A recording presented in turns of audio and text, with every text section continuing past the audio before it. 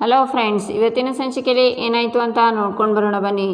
ಆಕ್ಸಿಡೆಂಟಲ್ಲಿ ಸತ್ತಿದ್ದು ಬೇರೆ ಯಾರೂ ಅಲ್ಲ ಚಿಕ್ಕಪ್ಪ, ಜೀವ ಹೆಂಡತಿ ಮಾಧುರಿ ಅಂತಳೆ ರಚನಾ. ಮಾಧುರಿನ ಅಂತಾರೆ ಮನೋಹರ್. ಹೌದು ಚಿಕ್ಕಪ್ಪ, ಮಾಧುರಿ ಯಾರ ಮಗಳು?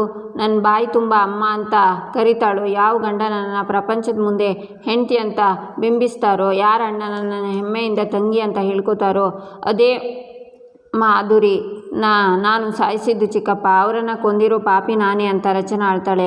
ನನಗೆ ನಿನ್ನೆ ರಾತ್ರಿ ತಾನೇ ಈ ವಿಷಯ ಗೊತ್ತಾಯಿತು ಚಿಕ್ಕಪ್ಪ. ಆಗ್ಲಿಂದ ನನ್ನ ಮನಸ್ಸು ಒದ್ದಾಡ್ತಿದೆ. ಪದೇ ಪದೇ ಆ ಮಾಧುರಿ ಕೂಗು, ಆ ಆಕ್ಸಿಡೆಂಟ್ ನನ್ನ ಕಣ್ಮುಂದೆ ಬಂದು ನನ್ನ ಜೀವ ಸಾಯಿಸ್ತಿದೆ ಚಿಕ್ಕಪ್ಪ ಅಂತಾಳೆ ರಚನಾ. ನೀನು ಬೇಕು ಅಂತ ಮಾಡಿರೋ ಆಕ್ಸಿಡೆಂಟ್ ಅಲ್ವಲ್ಲ ಅದು ಅಂತಾರೆ ಮನೋಹರ್. ನನ್ನಿಂದ ಒಂದು ಪ್ರಾಣ ಹೋಗಿದೆಯಾ, ನಿಜ ಅಲ್ವಾ ಚಿಕ್ಕಪ್ಪ? ಅದಕ್ಕೆ ಪ್ರಾಯಶ್ಚಿತ ಆಗಬೇಕು ತಾನೆ ಅಂತ ಅಲ್ಲಿಂದ ರಚನಾ ಹೋಗುವಾಗ ಎಲ್ಲಿ ಹೋಗ್ತಿದ್ಯಾ ಅಂತಾರೆ ಮನೋಹರ್.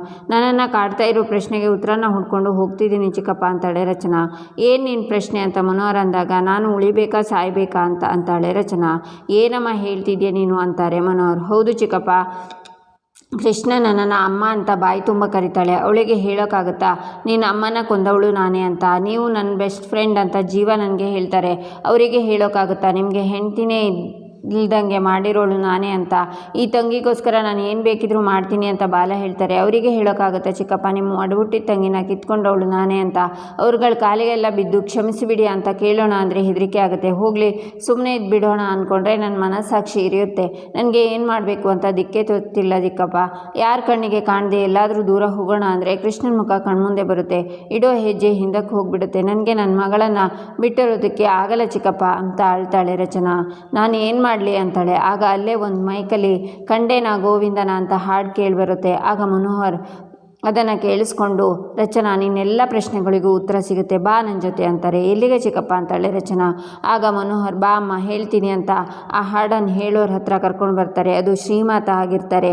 ಅವ್ರು ದೇವ್ರ ಮುಂದೆ ಭಕ್ತಿಗೀತೆ ಹೇಳ್ತಿರ್ತಾರೆ. ಶ್ರೀಮಾತ ಇವರಿಬ್ಬರನ್ನ ನೋಡ್ತಾರೆ. ರಚನಾ ಅವ್ರ ಮುಂದೆ ಕೂತ್ಕೊಂಡು ನಮಸ್ಕಾರ ಮಾಡ್ತಾಳೆ.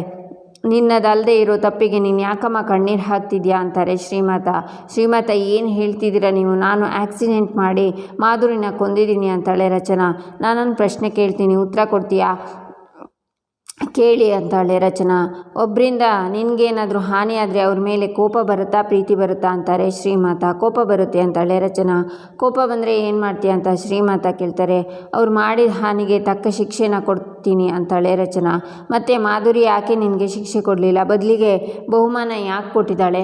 ತಾನಿಲ್ಲದೆ ತನ್ನ ಮಗು ಅನಾಥ ಆಗಬಾರ್ದು ಅಂತ ಕೃಷ್ಣನ ನಿನ್ನ ಮಗಳಾಗಿ ಕೊಟ್ಟಿದ್ದಾಳೆ. ಒಂಟಿತನದ ಕೊರಗಿನಿಂದ ಪರಿತಪಿಸಬಾರ್ದು ಅಂತ ಜೀವನ ನಿನಗೆ ಗೆಳೆಯನಾಗಿ ಕಳಿಸಿದ್ದಾಳೆ. ಅಣ್ಣ ತಮ್ಮಂದಿರೇ ಇಲ್ಲದೆ ಇರೋ ನಿನಗೆ ತನ್ನ ಅಣ್ಣನ್ನೇ ಬೆಂಗಾವಲಾಗಿ ಕಳಿಸ್ಕೊಟ್ಟಿದ್ದಾಳೆ. ತನಗೆ ಕೇಡ್ ಮಾಡಿದವರಿಗೆ ಇಷ್ಟೆಲ್ಲ ಉಪಕಾರ ಮಾಡ್ತಾರಾ ರಚನಾ? ಕೃಷ್ಣ, ಜೀವ, ಬಾಲ ಇವರೆಲ್ಲ ನಿನ್ನ ಜೀವನದಲ್ಲಿ ಬಂದಿದ್ದು ಆಕಸ್ಮಿಕ ಅಲ್ಲ, ವಿಧಿಲಿಖಿತ. ಭಗವಂತನ ಲೆಕ್ಕಾಚಾರ ಹೇಗೆ ಅಂತ ಹೀಗೆ ಹೇಳಿದರೆ ನಿನಗೆ ಅರ್ಥ ಆಗಲ್ಲ. ಯಾಕಂದರೆ ನೀನೀಗ ಇರೋ ಪರಿಸ್ಥಿತಿಯಲ್ಲಿ ಸತ್ಯಗಳು ಸುಳ್ಳಾಗಿ ಗೋಚರಿಸುತ್ತವೆ, ಭ್ರಮೆಗಳು ಸತ್ಯಗಳಾಗಿ ಕಾಣಿಸುತ್ತವೆ. ಆದರೆ ಒಂದು ವಿಷಯ, ಈ ಸೃಷ್ಟಿಯಲ್ಲಿ ನಡೆಯುವ ಪ್ರತಿಯೊಂದು ಪ್ರಕ್ರಿಯೆಗೂ ಒಂದು ಅಂತರ್ಗತ ಸಂಬಂಧ ಇದ್ದೇ ಇರುತ್ತೆ. ನಿನಗೂ ಮಾಧುರಿಗೂ ಇರೋ ಆ ಸಂಬಂಧನೇ ಕೃಷ್ಣ ಅಂತಾರೆ ಶ್ರೀಮಾತ. ಹಾಗಾದರೆ ಮಾಧುರಿ ನನ್ನ ಕ್ಷಮಿಸ್ಬಿಟ್ರ ಅಂತಾಳೆ ರಚನಾ. ಅದಕ್ಕೆ ತಾನೇ ಅವಳು ಅಷ್ಟು ದೊಡ್ಡ ಜವಾಬ್ದಾರಿನ ನಿನಗೆ ವಹಿಸಿರೋದು. ಆಗಿರೋದನ್ನು ಮರೆತು ನಿನ್ನ ಸಂಸಾರದ ಕಡೆ ಗಮನ ಕೊಡು ಅಂತಾರೆ ಶ್ರೀಮಾತ. ಹೇಗ್ರಿ ಶ್ರೀಮಾತ, ಮಾಧುರಿ ನನ್ನನ್ನು ಕ್ಷಮಿಸಿದ್ದಾರೆ ಅಂತ ಅಂದ್ಕೊಂಡ್ರು. ಅವರನ್ನು ಕೊಂದಿರೋದು ನಾನೇ ಅನ್ನೋ ಭಾವನೆಯನ್ನು ಮನಸ್ಸಲ್ಲಿ ಇಟ್ಕೊಂಡು ನಾನು ಹೇಗೆ ಜೀವ, ಬಾಲಕೃಷ್ಣನ ಮುಖ ನೋಡಿಕೊಂಡು ಇರಲಿ, ಹೇಗೆ ಅವ್ರ ಜೊತೆ ಸಹಜವಾಗಿ ಬೆರೀಲಿ ಅಂತಾಳೆ ರಚನಾ. ಕೃಷ್ಣನೇ ಆದರೂ ಭಗವಂತ ತೋರಿಸ್ತಾ ಇರೋ ದಾರಿ ಇದೆ ಅಂತ ಮುಂದಕ್ಕೆ ಹೆಜ್ಜೆ ಇಡು. ಮಾಧುರಿ ನಿನಗೆ ವಹಿಸಿರೋ ಜವಾಬ್ದಾರಿನ ಶುದ್ಧ ಮನಸ್ಸಿಂದ ನಿಭಾಯಿಸು, ಎಲ್ಲ ಒಳ್ಳೆಯದಾಗುತ್ತೆ ಅಂತ ಶ್ರೀಮಾತ ದೇವರಿಗೆ ಕೈ ಮುಗಿತಾರೆ. ಸರಿ ಅಂತ ರಚನಾ ಶ್ರೀಮಾತೆಗೆ ಕೈ ಮುಗಿತಾಳೆ. ಈಚೆ ಕೃಷ್ಣ ಜೀವನ ಹತ್ರ ಬಂದು ಬೇಬಿ ಅಂತ ಎಬ್ಬಿಸ್ತಾಳೆ. ಏನು ಆಶ್ಚರ್ಯ, ಇವತ್ತು ಸೂರ್ಯ ಏನಾದರೂ ಪಶ್ಚಿಮದಲ್ಲಿ ಹುಟ್ಬಿಟ್ನಾ? ನನ್ನ ಮಗಳು ಎಷ್ಟು ಬೇಗ ಎದ್ಬಿಟ್ಲು? ಯಾವುದಾದ್ರೂ ಇಂಪಾರ್ಟೆಂಟ್ ಹೋಮ್ವರ್ಕ್ ಮಾಡೋದು ಮರ್ತಿದ್ಯಾ ಅಂತಾನೆ ಜೀವ. ಇಲ್ಲ ಅಂತಾಳೆ ಕೃಷ್ಣ. ಮತ್ತು ಮುಖ ಯಾಕೆ ಡಲ್ ಆಗಿದೆ, ವಾಟ್ ಈಸ್ ದ ಮ್ಯಾಟರ್ ಅಂತಾನೆ ಜೀವ. ಬೇಬಿ ಅಮ್ಮ ಎಲ್ಲೂ ಕಾಣ್ತಾ ಇಲ್ಲ, ನಾನು ಎಲ್ಲ ಕಡೆ ಹುಡುಕಿದೆ, ಅವ್ರು ಕಾಣ್ತಾ ಇಲ್ಲ ಅಂತಾಳೆ. ಹೌದಾ, ಬೈ ಚಾನ್ಸ್ ಅವರು ಜಿಮ್ಮಲ್ಲಿದ್ದಾರೇನೋ, ಅಲ್ಲಿ ನೋಡಿದ್ಯಾ ಅಂತಾನೆ ಜೀವ. ಇಲ್ಲ ಅಂತಾಳೆ ಕೃಷ್ಣ. ಅಮ್ಮಂಗೆ ಏನೋ ಕೆಲಸ ಇರುತ್ತೆ, ಬರ್ತಾರೆ, ನೀನು ವರಿ ಮಾಡ್ಕೋಬೇಡ. ನೀನು ಹೋಮ್ವರ್ಕ್ ಎಲ್ಲ ಮುಗೀತಾ ಅಂತಾನೆ ಜೀವ. ಒಂದು ಸಬ್ಜೆಕ್ಟ್ ಬಾಕಿ ಇದೆ ಅಂತಾಳೆ ಕೃಷ್ಣ. ಸರಿ, ನೀನು ಕಂಪ್ಲೀಟ್ ಮಾಡು, ನಾನು ಹೋಗಿ ಕೃಷ್ಣ ನಿಮ್ಮನ್ನು ಹುಡುಕ್ತಿದ್ದಾಳೆ ಅಂತ ಅಮ್ಮನ ಕರ್ಕೊಂಡು ಬರ್ತೀನಿ, ಓಕೆನಾ ಅಂತಾನೆ ಜೀವ. ಹ್ಞೂ ಅಂತ ಕೃಷ್ಣ ಹೋಗ್ತಾಳೆ. ನಿನ್ನೆಯಿಂದ ರಚನಾ ಒಂಥರ ಇದ್ದಾಳೆ. ಏನು ಅಂತ ಕೇಳಿದ್ರು ರಚನಾ ಹೇಳ್ತಿಲ್ಲ. ಈಗ ನೋಡಿದರೆ ಮನೆಯಲ್ಲಿ ಇಲ್ಲ ಅಂತ ಕೃಷ್ಣ ಹೇಳ್ತಿದ್ದಾಳೆ. ಹಾಗಾದರೆ ಎಲ್ಲಿಗೆ ಹೋದ್ಲು ಅಂತ ಜೀವ ಯೋಚನೆ ಮಾಡ್ತಾನೆ. ಈಚೆ ಶ್ರೀಮಂತ ಮನೋಹರ್ ಹತ್ರ ನಾನೇನೇ ಸಮಾಧಾನ ಮಾಡಿದ್ರು ರಚನಾ ಮನಸ್ಸು ಸದ್ಯಕ್ಕೆ ತಿಳಿಯಾಗಲ್ಲ. ಗೊಂದಲದ ನಡುವೆನೇ ಅವಳ ಬದುಕು ಮುಂದಿರುತ್ತೆ ಅಂತಾರೆ. ಅಂದರೆ ರಚನಾ ಕೊನೆಯವರೆಗೂ ಪಾಪ ಪ್ರಜ್ಞೆಯಿಂದ ನರಳ್ತಾ ಬದುಕಬೇಕಾ ಅಂತಾರೆ ಮನೋಹರ್. ಪಾಪ ಮಾಡಿದರೆ ತಾನೇ ಪಾಪ ಪ್ರಜ್ಞೆ ಅಂತಾರೆ ಶ್ರೀಮಂತ. ಅಂದರೆ ಶ್ರೀಮಂತ ನಿಮ್ಮ ಮಾತಿನ ಅರ್ಥ ರಚನಾಗೂ ಮಾಧುರಿಗೂ ಸಾವಿಗೂ ಸಂಬಂಧ ಇಲ್ಲ ಅಂತಾರೆ. ಅದು ನನಗೆ ಹೇಗಪ್ಪ ಗೊತ್ತಾಗುತ್ತೆ ಅಂತಾರೆ ಶ್ರೀಮಂತ. ಮಾತಾ, ನೀವು ತಪಸ್ವಿಗಳು, ಎಲ್ಲ ಗೊತ್ತು. ದಯವಿಟ್ಟು ನನ್ನ ಧೈರ್ಯಕ್ಕೋಸ್ಕರನಾದರೂ ಸತ್ಯಾಂಶ ಹೇಳಿಬಿಡಿ ಅಂತಾರೆ ಮನೋಹರ. ಪ್ರತಿಯೊಂದಕ್ಕೂ ಸಮಯ ಬರಬೇಕು, ಇಷ್ಟರಲ್ಲೇ ಬರುತ್ತೆ. ಅಲ್ಲಿವರೆಗೆ ನೀನು ಅವಳ ಬೆಂಗಾವಲಾಗಿ ಇರಬೇಕು. ಒಬ್ಬ ಅಪ್ಪನಾಗಿ ಸತ್ಯದ ನಿಜ ರೂಪನೇ ಬೇರೆ. ಕೆಲವು ಸಲ ಅದು ಹೊರ ಜಗತ್ತಿಗೆ ಕಾಣಿಸ್ಕೊಳ್ಳೋ ರೂಪನೇ ಬೇರೆ ಅನ್ನೋದಕ್ಕೆ ನೀನೇ ಸಾಕ್ಷಿ. ರಚನಾ ವಿಷಯದಲ್ಲಿ ನಡೀತಾ ಇರೋದು ಇದೇನೆ. ಯೋಚನೆ ಮಾಡಬೇಡ. ನಿನ್ನನ್ನು ಆವರಿಸ್ಕೊಂಡಿರೋ ಗ್ರಹಣ ಇಷ್ಟರಲ್ಲೇ ಬಿಡುತ್ತೆ. ಆ ಭಗವಂತನ ಆಶೀರ್ವಾದ ನಿಮಗೆ ಸಿಗುತ್ತೆ ಅಂತ ಶ್ರೀಮಂತ ಹೋಗ್ತಾರೆ. ಈಚೆ ಜೀವ ಎಲ್ಲ ಕಡೆ ನೋಡ್ತಾ ರಚನಾ ಎಲ್ಲೂ ಕಾಣ್ತಿಲ್ವಲ್ಲ, ಇಷ್ಟು ಬೆಳಗ್ಗೆನೇ ಎಲ್ಲಿಗೆ ಹೋದ್ಲು? ರಚನಾ ಮುಂದೆ ನೀನು ರಚನಾ ತಾಯಿ ಅಲ್ಲ ಅಂತ ಒಪ್ಕೋಬೇಕು ಅಂತ ವಜ್ರೇಶ್ವರಿಗೆ ಟೈಮ್ ಕೊಟ್ಟಿದ್ದೆ. ಅದರಿಂದ ತಪ್ಪಿಸ್ಬೇಕು ಅಂತ ಏನಾದರೂ ವಜ್ರೇಶ್ವರಿ ರಚನಾನ ಮಾಯ ಮಾಡಿಸ್ಬಿಟ್ಲ? ಹೇಳೋಕ್ಕಾಗಲ್ಲ. ತನ್ನ ಸ್ವಾರ್ಥಕ್ಕೋಸ್ಕರ ಎಂಥ ಕೆಟ್ಟ ಕೆಲಸಕ್ಕೂ ಬೇಕಾದರೂ ಕೈ ಹಾಕೋ ಹೆಂಗ್ಸವಳು. ಆ ಅಮ್ಮನ ಹಿಡ್ಕೊಂಡ್ರೆ ರಚನಾ ಎಲ್ಲಿದ್ದಾಳೆ ಅನ್ನೋದು ಗೊತ್ತಾಗುತ್ತೆ ಅಂತ ಮೇಲಿಂದ ಕೆಳಗೆ ಬಂದು ವಜ್ರೇಶ್ವರಿ ರೂಮ್ನ ಬಡಿತಾನೆ. ಬರೋ ತನಕ ಇರಿ, ಬಾಗ್ಲನ್ನ ಒಡೆಯೋ ಥರ ಇದ್ದೀರಲ್ಲ ಅಂತ ಬಂದು ಡೋರ್ನ ಓಪನ್ ಮಾಡ್ತಾಳೆ ವಜ್ರೇಶ್ವರಿ. ರಚನಾ ಎಲ್ಲಿ? ಮನೆಯೆಲ್ಲ ಹುಡುಕ್ಬಿಟ್ಟೆ, ರಚನಾ ಎಲ್ಲೂ ಕಾಣಿಸ್ತಿಲ್ಲ ಅಂತಾನೆ ಜೀವ. ಎಲ್ಲಿಗೆ ಹೋದ್ಲು ಅಂತಾಳೆ ವಜ್ರೇಶ್ವರಿ. ಸಾಕು, ತುಂಬ ಆ್ಯಕ್ಟ್ ಮಾಡಬೇಡಿ. ಸತ್ಯ ಹೊರಗೆ ಬರಬಾರ್ದು ಅಂತ ರಚನಾನ ನೀವೇ ಹೈಡ್ ಮಾಡಿ ಇಟ್ಟಿದ್ದೀರಾ. ಹೇಳಿ ಎಲ್ಲವಳು ಅಂತಾನೆ ಜೀವ. ರಚನಾ ಎಲ್ಲೋ ಹೋಗಿದ್ದಾಳೆ. ಅಷ್ಟಕ್ಕೆ ಇವನು ಇಷ್ಟೊಂದು ಟೆನ್ಷನ್ ಮಾಡ್ಕೊಂಡಿದ್ದಾನೆ ಅಂದರೆ ನಿಜಕ್ಕೂ ಅವಳು ಮಾಯವಾಗಿಬಿಟ್ರೆ ಇವನ ಪರಿಸ್ಥಿತಿ ಏನು? BP ರೈಸ್ ಆಗಿ ಸತ್ತೋಗ್ಬಿಡ್ತಾನೆ ಏನು? ಇದು ಒಳ್ಳೆ ಚಾನ್ಸ್ ನನಗೆ ಇವನನ್ನು ಡೈವರ್ಟ್ ಮಾಡೋದಕ್ಕೆ. ಅಷ್ಟು ಸಮಯ ಸಿಕ್ಕರೆ ಸಾಕು, ನಾನು ಇವನಿಗೊಂದು ಗತಿ ಕಾಣಿಸ್ಬಿಡ್ತೀನಿ. ನಾನು ರಚನಾ ತಾಯಿ ಅಲ್ಲ ಅನ್ನೋ ಸತ್ಯನ ಪರ್ಮನೆಂಟಾಗಿ ಮಾಡಿಬಿಡ್ತೀನಿ ಅಂತ ಯೋಚನೆ ಮಾಡ್ತಾಳೆ ವಜ್ರೇಶ್ವರಿ. ನಿಮ್ಮ ಬಗ್ಗೆ ನನಗೆ ಎಲ್ಲವೂ ಗೊತ್ತು. ನನ್ನ ಹತ್ರ ಆಟಗಳನ್ನು ತೋರಿಸ್ಬೇಡಿ. ಹೇಳಿ ರಚನಾ ಎಲ್ಲಿ ಅಂತಾನೆ ಜೀವ.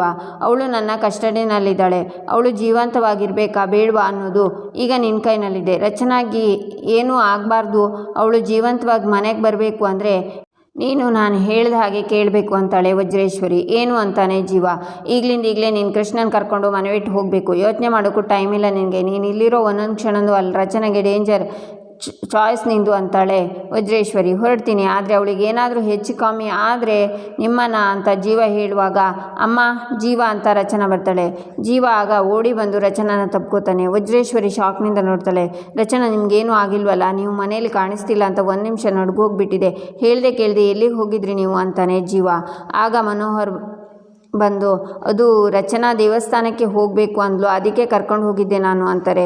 ರಚನಾ ಅಲ್ಲಿಂದ ಸೀದಾ ಮೇಲ್ಗಡೆ ಓಡ್ತಾಳೆ. ಮನೋಹರ್ ಕೂಡ ಅಲ್ಲಿಂದ ಹೋಗ್ತಾರೆ. ಈಚೆ ಕೃಷ್ಣ ಕೂತ್ಕೊಂಡು ಅಮ್ಮ ಯಾಕಿನ್ನು ಇಷ್ಟೊತ್ತಾದರೂ ಮನೆಗೆ ಬಂದಿಲ್ಲ? ಕರ್ಕೊಂಡು ಬರ್ತೀನಿ ಅಂತ ಹೋಗಿದ್ಯಾ? ಬೇಬಿನೂ ಅಡ್ರೆಸ್ ಇಲ್ಲ, ಎಲ್ಲಿ ಹೋದರು ಅಂತ ಯೋಚನೆ ಮಾಡುವಾಗ ರಚನಾ ಅವಳ ಮುಂದೆ ಬಂದು ನಿಲ್ತಾಳೆ. ಅಮ್ಮ ಅಂತ ಮುಂದೆ ಬಂದ ಕೃಷ್ಣ ರಚನಾ ಅಮ್ಮನನ್ನು ನೋಡಿ ಭಯ ಪಡ್ತಾಳೆ ಅಂತ ಅಲ್ಲೇ ನಿಂತ್ಕೋತಾಳೆ. ಕೃಷ್ಣ ಅಂತ ರಚನಾ ಅವಳನ್ನು ತಬ್ಕೊಂಡು ಐ ಆಮ್ ಸಾರಿ ಕೃಷ್ಣ ಅಂತಾಳೆ. ಅಮ್ಮ ಯಾಕೆ ಅಳ್ತಿದ್ಯಾ? ನನಗೆ ನಿನ್ನ ಮೇಲೆ ಯಾವ ಕೋಪನೂ ಇಲ್ಲ. ನೀನು ನನ್ನಮ್ಮ ಅಂತಾಳೆ ಕೃಷ್ಣ. ಅಮ್ಮ ಅಲ್ಲ ಕೃಷ್ಣ, ಅಮ್ಮನ ಕೊಂದವಳು. ಈ ಗಿಲ್ಟ್ ಫೀಲಲ್ಲಿ ಹೇಗೆ ಬದುಕಲಿ ಅಂತ ಯೋಚನೆ ಮಾಡ್ತಾ ಅಳ್ತಾಳೆ ರಚನಾ. ನಿನಗೆ ನಾನಿಲ್ವಾ ಏನು ಅಂತ ಅಳಬಾರ್ದು. ಅಮ್ಮನ ಕಣ್ಣಲ್ಲಿ ನೀರು ಬರಬಾರ್ದು, ಅದು ರಾಂಗು. ಅಮ್ಮ ಬೆಳಬೆಳಿಗ್ಗೆ ನಾನು ಗಂಪನ ಫ್ರೈ ಮಾಡಿದೆ. ಅಮ್ಮಂಗೆ ಏನೇ ಪ್ರಾಬ್ಲಮ್ ಅಂದರೂ ಸಾಲ್ವ್ ಮಾಡು ಅಂತ. ಅಮ್ಮನ ಹ್ಯಾಪಿಯಾಗಿಡು ಥರ ನೋಡ್ಕೊ ಅಂತ. ಗಂಪ ನನ್ನ ಫ್ರೆಂಡು, ಅವ್ನು ನಿನಗೆ ಹೆಲ್ಪ್ ಮಾಡ್ತಾನೆ, ಏನೂ ಯೋಚನೆ ಮಾಡಬೇಡ ಆಯಿತಾ ಅಂತ ಅಮ್ಮಂಗೆ ಮುತ್ತನ್ನು ಕೊಡ್ತಾಳೆ ಕೃಷ್ಣ. ರಚನಾನು ಕೃಷ್ಣಂಗೆ ಮುತ್ತನ್ನು ಕೊಡ್ತಾಳೆ. ಈಚೆ ಜೀವ ವಜ್ರೇಶ್ವರಿ ಹತ್ರ ನಿಮ್ಮ ಸುಳ್ಳಿನ ಸರಮಾಲೆ ಇನ್ನೂ ನಿಂತಿಲ್ಲ. ಇನ್ನು ಕೆಲವು ಗಂಟೆಗಳು ಮಾತ್ರ ವಜ್ರೇಶ್ವರಿಯಾಗಿ ಈ ಮನೇಲಿರೋದು, ಆಮೇಲೆ ಅಂತ ಜೀವ ಅಲ್ಲಿಂದ ಬರ್ತಾನೆ. ಶಾಕ್ನಿಂದ ವಜ್ರೇಶ್ವರಿ ನೋಡ್ತಾಳೆ. ಇಲ್ಲಿಗೆ ಸಂಚಿಕೆ ಮುಕ್ತಾಯವಾಗುತ್ತೆ. ಮುಂದಿನ ಸಂಚಿಕೆಗಾಗಿ ನಮ್ಮ ಚಾನಲನ್ನು ನೋಡಿ ಸಬ್ಸ್ಕ್ರೈಬ್ ಮಾಡಿ, ಲೈಕ್ ಮಾಡಿ, ಶೇರ್ ಮಾಡೋದನ್ನು ಮರಿಬೇಡಿ.